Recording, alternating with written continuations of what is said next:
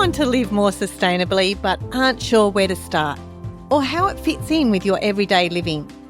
The ReNewy Living Podcast simplifies sustainability so you can feel confident to take small, meaningful actions that fit into your lifestyle. Based on the lands of the Awabakal and Worimi people in Newcastle, Australia, you'll learn how to live lighter on our planet through practical ideas, stories from like-minded people, and examples of businesses doing great things. With an open heart and mind, join me, Marty Lee, as we explore how to consume less, build stronger community connections, and thrive in your neighbourhood, wherever you call home. Welcome to the ReNewy Living Podcast.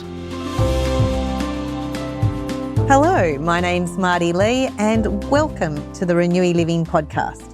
Choosing to knock down and rebuild a house is a big decision. But instead of a standard project home, what happens when you choose a passive house? It's a design built for comfort, efficiency, and sustainability. In this episode, I'd love you to meet ReNewy Living community member Jess Bollinger from Lake Macquarie, New South Wales. Jess works in environmental sustainability for her day job, yet finds most meaning in making everyday choices that matter for her family, her place, and her community. We talk about her family's journey to live lighter on the planet, what sustainable housing in a temperate climate means to her, and how her decision to build a passive house offers ideas and inspiration for your own lasting impact. G'day, Jess. G'day, Marty. Thank you for having me. You're very welcome. It's lovely to be here. We're currently sitting inside your converted garage. Yes, we like to call it the garhouse, or I don't know, other people have maybe called it a shouse. So that's our cross between our garage and our house because, yes, we are currently living as a family of four in our converted garage while we have deconstructed and completely removed the house that was on the block here, and we are waiting for, well, it's kicked off. The construction of our new house has kicked off. So, yeah, we are living comfortably, but in rather close confines in our garage, yeah. And as we're recording this is because your house has already been knocked down and the formwork, or at least the foundations for your new house, are being made. It's currently wet and rainy on a day like today, so it's quite muddy outside. But we'll get to that later as to what the advantages is of the type of house you're building. But describe for us what this suburb is like in terms of housing. We live in the beautiful northern Lake Macquarie suburb of Garden Suburb. So you can kind of imagine from that name that it is leafy. We live on a large block here, which is just amazing to live in the centre of Newcastle, Lake Macquarie region on half an acre. When we first moved here in 2013, there was probably an older demographic of people living here. And in our time, we have seen that shift where we've got more families moving in. We've got a lot of spaces where people can come together and meet. And that's why we love living here, because of our neighbours and our community around here, as well as just this incredibly generous sized block that we live on, which allows us to have this beautiful lifestyle of chickens. And our sons love collecting eggs. They love picking up the chickens. We go down the back and we can create a fire and cook our sausages on the open fire. And we don't have to get in a car and travel for hours to go and do that. So we just absolutely love the lifestyle that we have here. You've painted a really glorious picture of this suburb and your destination and your place that you call home. And I can see why you chose to knock down your place in order to rebuild on this particular block. The house style that you've chosen to build, people would know it as a passive house design. But can you explain what passive house means to you? And is that actually a term that we should be using? Passive house, I would say, is the creme de la creme of housing worldwide. We have people who are dying throughout winter because they are freezing in their own homes because they cannot afford to turn on the heating.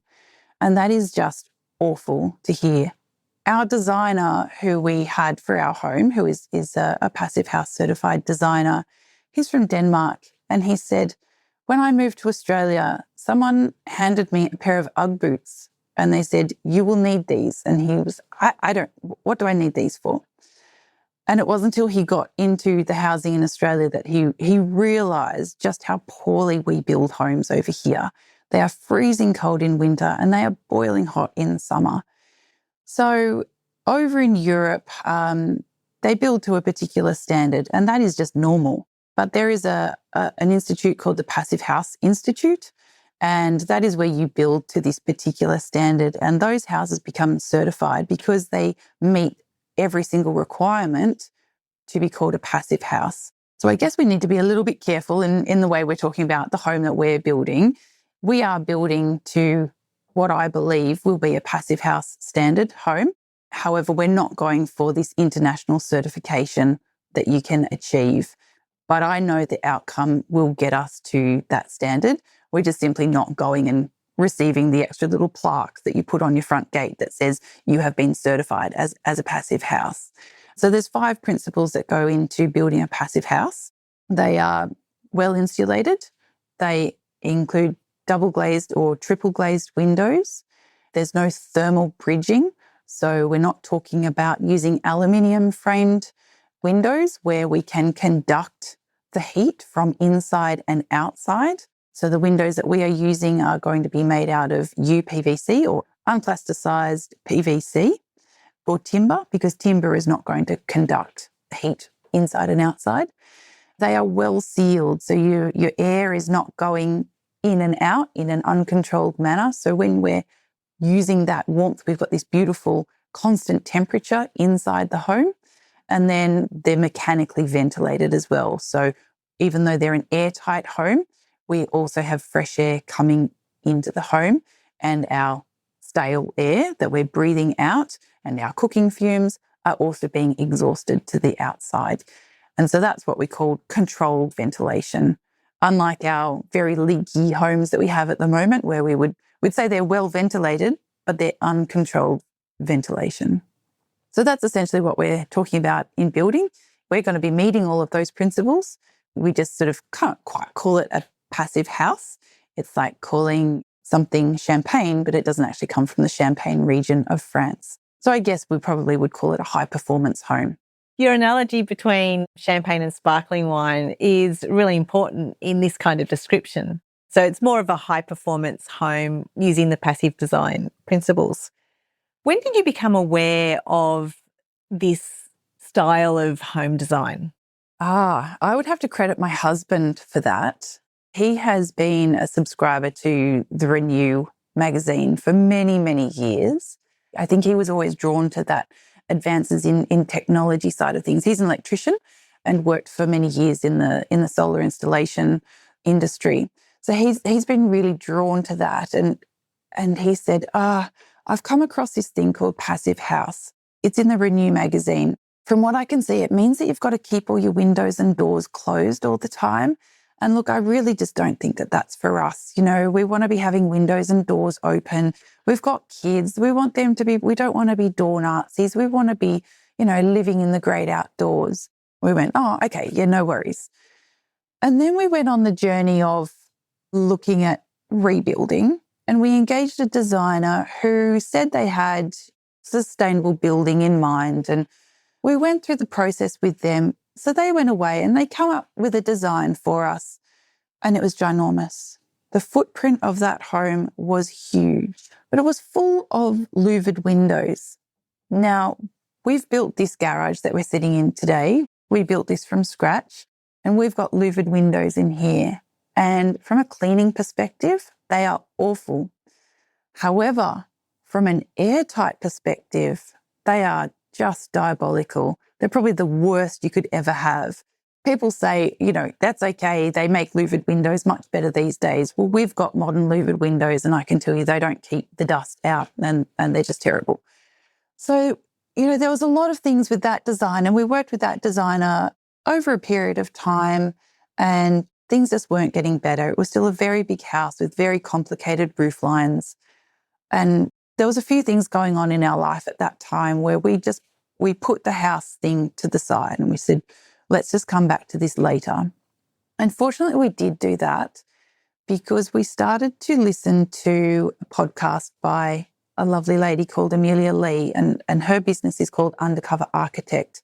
And the one that we particularly were listening to was with a fellow who was a previous owner of a company called Life Panels. And he was talking a lot about airtightness and using these wood fiber panels to create your airtight layer. And the journey just went from there with this conversation. And I just listened to more and more of Amelia's podcasts, and just everything just started to make sense. Then I went back to the passive house idea because everything was leading me down this pathway of these principles. It wasn't just about being an energy efficient home. It was about a healthy home as well. So our previous home was full of mold, and that was just awful. And was that one of the reasons why you wanted to knock down the house? Yes, there was a few reasons. That was one of the reasons, because mold, once it gets its little hyphae and its feet into a porous surface like plasterboard, and we had the old horsehair plaster, you can never remove that. It gets in there and it's never going. So we knew that we would have, first up, we would have to remove every single plasterboard lining. And then it was like, well, where do you stop? And we had a few other goals. It was a small home. It was up high. It was built on piers. We didn't have a great connection with the outdoors. It wasn't built for the orientation. So we wanted to be able to make use of that lovely northern light coming through, but also how do we have our living areas that are to the south and looking out over our beautiful backyard. So there was a few different things, but yeah, the mold was definitely one, because once you start to try and address those issues, it's like a snowball effect. How far do you go? And we really did talk to a lot of people. We had a lot of designers, architects, builders over here. The decision to knock down was not taken lightly, particularly from that sustainability perspective. The most sustainable thing you can do is work with what you already have. But every conversation we had with every professional was, you're going to be better to start again.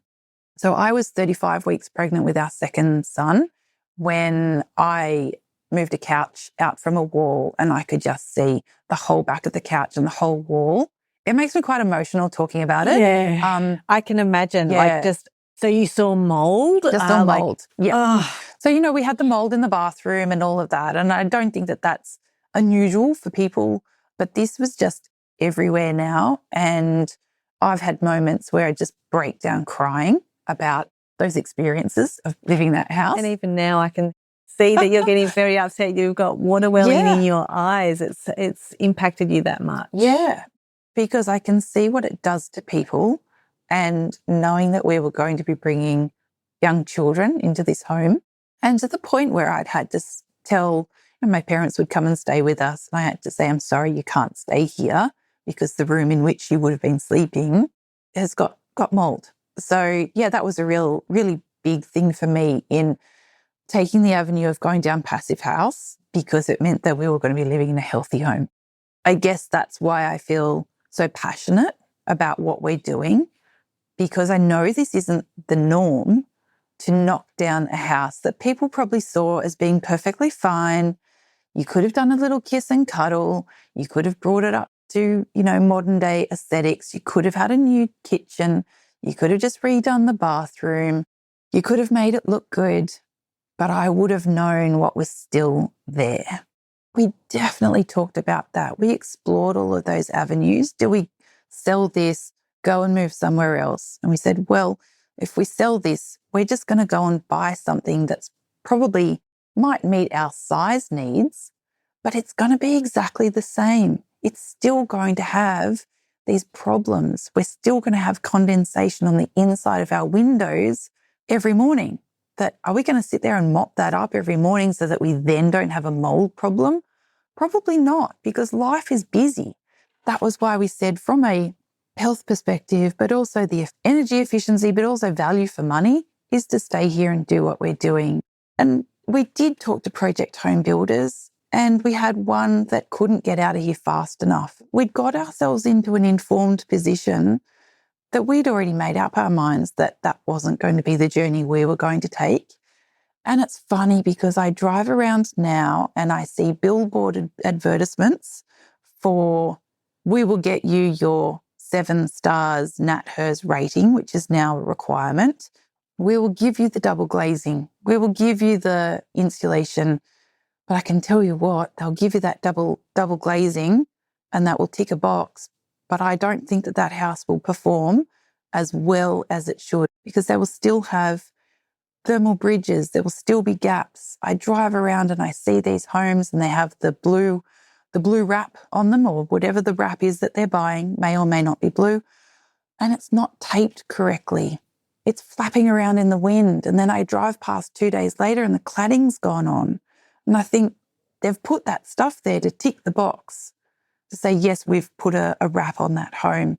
And I just know that in 5 years' time, the walls are probably going to be full of insidious mould and the health is just not going to be there. And that was what was really decided for me, that we were going to do passive home or high performance home, because the money that you spend on one of those project homes, by the time you sort of add in a few upgrades, really what we're spending is probably not going to be much more. But you've set the foundation right from the beginning.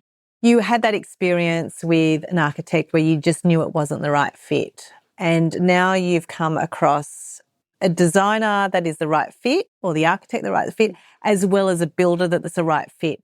And I know that with the builder that you've chosen, it's not an on-site building process, which does make a difference to ensuring that there's no mould going to be in the home, which is where your emotional heart sits. And, you know, for a healthy home, Yes. you don't need. Yeah.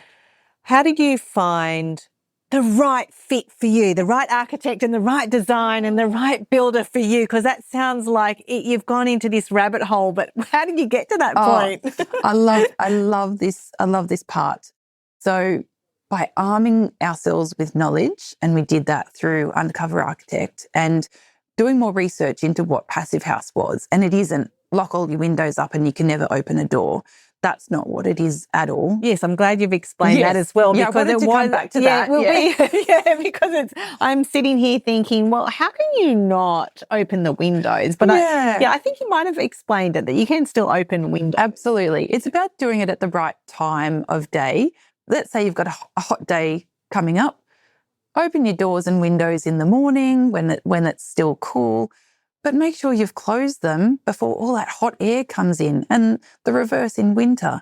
Keep things closed up, but open them up during the day when it is a little bit warmer, and let's get some fresh air going. But we don't have to rely upon doors and windows being open to get our fresh air in, because we have this wonderful mechanical ventilation that's going to be like the lungs of the house, essentially. But it is also maintaining that constant temperature. So now let's go back to like the original part, because this is the good thing about a conversation. It goes from one thing to the next. But going back to the architect, designer and builder, how did you come across them? So I literally just opened up my search engine and just typed in passive house builder Newcastle. And our builder, Evan Graham, was the first one that popped up.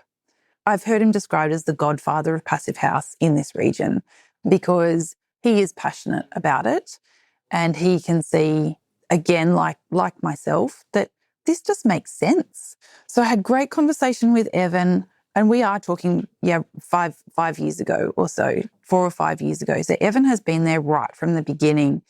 He came over, we had a discussion, we talked about budget, and he said, look, for what you're talking about and wanting to achieve, I've got a designer in mind. He knows how to work with value for money. He's straight down the line. I actually share a workshop space with him at the moment. So that's how we got onto the wonderful Morton Pedersen, and we worked with Morton. So Morton has become part of the team over these last 4 or 5 years as well. And one of the biggest things we learnt was keeping the footprint small. So where that previous designer had designed something that had this great big long corridor, we had a playroom in there for the kids, and that all sounds lovely, but we didn't need that. A small home is an energy efficient home, and it also costs less to build. So once we got that in our mind and we had our budget, and Evan had toyed around with houses that he was building at the time for a particular square metre rate, we went, right, well, that means we can set our footprint limit is 150 square metres. Actually, that includes our 2 deck areas that we're building. So internally, we're 136 square metres. Now, homes these days in Australia are around 210, 215, 250 square metre homes. They are big homes. I don't want to be cleaning something that's that big. So for us, small footprint, we wanted that single story home. We didn't want to go double story. So working with Morton, he spent about 6 hours here on his first day and he just got it. And he stood in this old laundry that we had and he said, the best view is from the laundry. So he's been able to incorporate that. And so we've kept the design very simple. The roof line is extremely simple. I think we only have 8 corners in the whole home. So from a building perspective, that's very efficient and cost effective as well.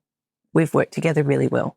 Your house is currently being built, but not here on site. It's being built in the factory, which helps on a number of levels, doesn't it? Because there's going to be a special craning day.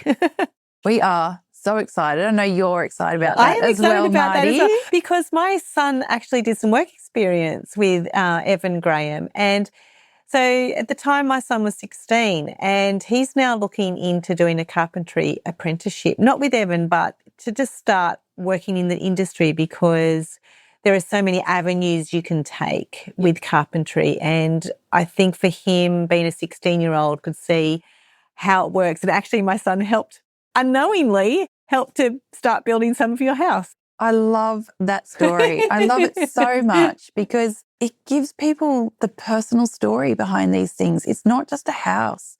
This is a home that we have designed together and we have local people who are working on it, building on it. And to know that your son worked on that in these formative years, the idea that something can be done differently is just wonderful. And that's going to set him up for life. So when I came across Evan, he was in this, well, probably at the end of his transition, I guess, of moving from building bespoke homes to now his business solely focuses on only providing the components, these prefabricated components, because he could see that if he just focuses on that, he can serve the industry so much better. What was important to me, and the weather today is a testament to this, that pretty much ever since I was a kid and my parents did renovations and extensions, you could bet your bottom dollar that the drought would break the moment any work started on that particular project. It happened to me as well on a few things, that the heavens would open the day that the ground broke. So looking around at houses that are being built and these wooden frames are going up and they sit there and they sit there and they sit there and they are exposed to the elements, and then they come along and everything's closed up, the cladding's on, the gyprock's in, and I just think, oh my gosh, what is going on in those walls that we now can't see? And I know I harp on about mold, but honestly, so over in the States, in Canada and in New Zealand, they have and here in Australia, we have what's known as sick building syndrome, where we have such poor quality building practices that homes are rotting from the inside out and people can't see that. And I didn't want to be in that situation again. I wanted to make sure that I was working with a builder who was along the same lines as me. I didn't want to be fighting a builder on site during a build. I needed to work with someone who got it, who understood and had the same convictions as me. And that's where working with Evan is amazing. So we've got all of our house is being built in his workshop. The insulation is going in, the frames are being done, everything is being made weather tight under that great big roof. How will your house look different from the outside, the insulation and the inside compared to a standard home? When you look at our home, you won't be able to tell that it's a passive house. It will just look like any other house on this street, which is a mixture of lots of different styles. But if you took a cross-section of our walls, you will see that we've got cladding.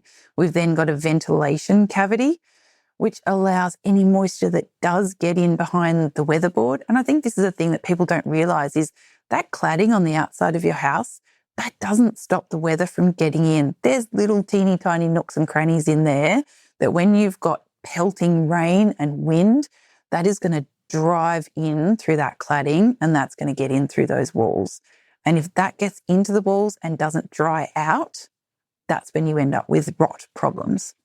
So we'll have the cladding. We've then got this ventilation cavity where if any moisture does get through, it's got this ability to dry out. Is that a part of the passive house ventilation system that you were talking about earlier? This is definitely part of passive house. This is part of ensuring that the weather tightness and also the air tightness of the home is there, but allowing that wall to dry out. The ventilation I was talking about there is a mechanical ventilation that is ducted air coming in and out of the home. It's one of the passive house principles. It's actually part of the National Construction Code now, is that external walls do need to have this ventilated cavity before any cladding goes on. Depending on what climate zone you're in, depends on what kind of building wrap you need to have. So I referred earlier about these blue wraps that we see on places now. That is called a vapor permeable membrane. So it's breathing. It's not letting the weather in, but it's letting the moisture from the inside of the house back out again. So this is all systems that need to work together. You can't just have one component. It's a system that needs to work. Every component of the system needs to be there for this to work properly. Then what will we have? We will have a wood fibre insulation. So it's a really tightly, densely packed panel of wood that is also providing an insulation layer, but that's our weatherproof layer. Then we've got our wall frame, and inside that wall frame we have earth wool insulation. So what people might see as the bats, but ours is a natural fibre, earth wool. We've got a layer of oriented strand board, or OSB that's called, and Evan uses that as his internal airtight layer. Then we have another ventilation cavity on the inside. So again, if any moisture is moving through our traditional plasterboard layer, it's allowed to dry out, and that's our services. So that's also where our electrical wires will be run. Lighting will go in there so that nothing needs to penetrate that airtight layer and our insulation layer, so we don't have any air moving through that wall that shouldn't be doing that.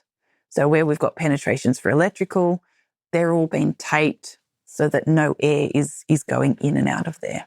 That's very important. And then is there a gyprock in the final inside Yes. layer as well? There's multiple layers. I'd love to get a photo of the cross-section to put on the website so people can see what this cross-section looks like compared to a normal home design. Yep, I can definitely provide that. And Morton, our designer, has designed up all of those components to show also how the windows sit. The windows sit in the right place so that everything all lines up. And working in termite protection, all of these things, it's such a craft, such a science, and that's why I'm so happy with the team that we have to work through this to get it right. What kind of feedback did you get from council when you had to put it through council for approvals? That would be really interesting to hear. Very interesting. Look, when people say that they've put in a DA and then they sit back and they say, well, now we just wait. Well, I would like to put my hand up and say, I'm wondering if this was the world record for council approvals, because we got our DA approved in 3 weeks. Wow. 3 weeks. Yeah. So does that mean it shows that it met those requirements straight away? You had all your ducks in a row and it's just like, yeah, this is it. We don't have any questions because you've just done an amazing job. Absolutely. I credit it a lot to the team, to Morton putting that information together. We had everything that was required and just being able to explain what we are seeking to achieve. The only question they had was about our stormwater management. So it wasn't about the building at all. It wasn't about the look. It wasn't about how it was being constructed. Why are you knocking one home down just to build one other? Yeah, they just wanted to know where our stormwater was going. And we have beautiful gardens down the back where all of our stormwater goes. And I also credit a lot of that to being informed and working with the undercover architect work to know, well, what goes into these things? I've informed myself by doing the work straight up. Yeah, it was just an absolute dream. And I also laugh because in his application for us to the council, Morton put in his statement of environmental effects. He said, the owners do not want to have to wear UGG boots inside their own home. And I think that is so good. And I really hope that the officers down at council read that and had a chuckle and went, yes, that sounds so good. Yes. UGG boots are lovely, but, we shouldn't have to be wearing them inside. Like that story resonates with me as well because we have a European friend who came out to Australia in the mid of winter, a number of decades ago. And she shared the same kind of story of she's never been so cold than what she has been here. What kind of compromises have you had to make along the way? The compromise has been, look, it would have been lovely to have a fourth bedroom in the new house, somewhere where you could say, yeah, sure, come and stay for several nights, to our out-of-town friends. By all means, come and stay. We've got a fourth bedroom there. But when you really thought about it, that fourth bedroom probably just sat there as the dumping ground. So we've been very intentional about the space. It will be a 3-bedroom home. It has a study nook. Fine, great. I can set up a laptop there. I can have wrapping paper stored in some cupboards there. We have a huge amount of storage built throughout the home. I really don't think I feel like I've had to compromise on anything. We've had to increase the budget, but that's not unusual. I haven't had to increase it by a terrible amount. We haven't had to let go of any part of our dream. I quite often have imposter syndrome, especially when we went out to Evan's workshop the other day to look at the house in its panels. And I said to my husband, I said, who are we? Who are these people that are building a new home from scratch? This just feels like an absolute dream. So for me, anything that is going to go into this house is just phenomenal because I just never thought that would be doing this in my life. When I arrived today, you've still got your front fence. You don't have a temporary fence. It's just showing that there's like construction. You've got your proper garden fence. And more beautifully on that, there's a sign that is your way of expressing to the community about what you're doing on your property. So it's not just an advertorial sign, it's a contextual sign of this is who we are, this is what you will expect to see on our block. What else do you hope that you'll be able to share or demonstrate with your community? I think just the beautiful space that we've been able to create and that it doesn't have to be big, that our kids love being here. For several years, we've hosted our street garden party. So we have a springtime garden party. Probably won't be happening this year, given that we are a building site. We do have a safety fence up, so people can still come onto our property, but they can't get into the building site. Yeah, so being able to share that space with people is really important to me. And for them to be able to come in to this home that we have created, I think building a home that is on a small footprint but is inviting and I just hope that we are creating a space where we all enjoy being together is really what I'm looking forward to. But the health factor in there as well is super important to me. Jess, thank you so much for your conversation today. It's been wonderful to hear how much knowledge you've been able to share with it. If you have at least one tip for listeners about wanting to do a sustainable build or a rebuild, what would that be? Hard to pick just one. For me, it was arming myself with the knowledge because once you know, you can't unknow. And that is something that resonates with me through anything in life. Find the thing that you really resonate with and just go down that rabbit hole because rabbit holes are not bad places. They're an avenue for creativity, for knowledge, finding a community that really speaks to you. I think if we really narrow it down to building a home, understand your position that you have, understand what aspect your home has and how you can make use of its natural aspects. For example, don't put all your windows on the western side because that's where all your hot afternoon sun is going to come from. And that's going to be a horribly uncomfortable home to live in. And you will have gone down that journey and spent all that money just for it to be incredibly uncomfortable. So yeah, arm yourself with the knowledge, understand what your site is doing. Where's north, where's south, where's east, where's west. Live in a home for a period of time if you can, to understand how light moves across that place. And find your tribe, find your team, and just keep asking questions to arm yourself with that knowledge. Thanks, Jess, once again for that. I really wish you all the best for your new home installation. I hope to be here on that day. And then after that day that you settle in and that you absolutely love your new home, because at the moment you already love your home and it's not even being built. Yeah. So I am sure that it will be there for you and generations to come. Thanks, Marty. And I'm so excited to have it up and going and share the journey with you. Thank you.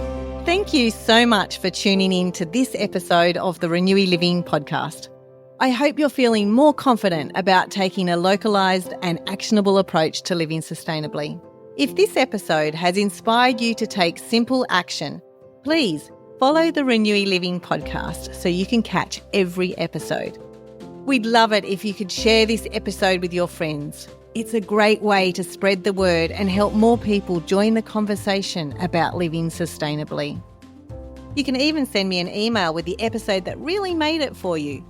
Hearing your positive actions for change helps me understand how these stories work within our shared communities.